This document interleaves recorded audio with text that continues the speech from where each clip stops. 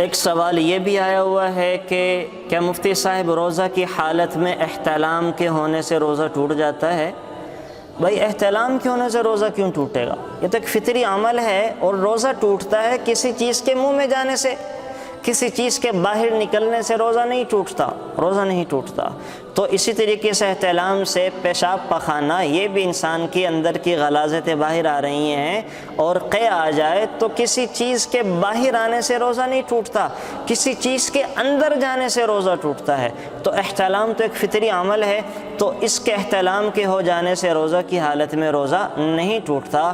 ہاں البتہ جب احتلام کے بعد غسل کیا جائے تو اس غسل میں احتیاط کرنی چاہیے کہ انسان ناک کی نرم ہڈی تک پانی نہ پہنچائے، غرغرہ نہ کرے۔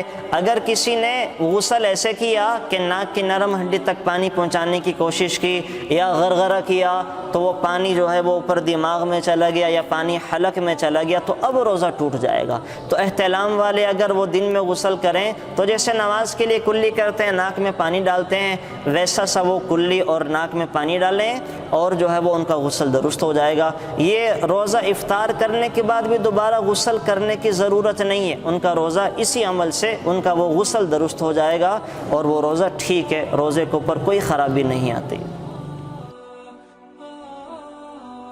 Thanks for watching. Please subscribe, like, share Mufti Sufyan.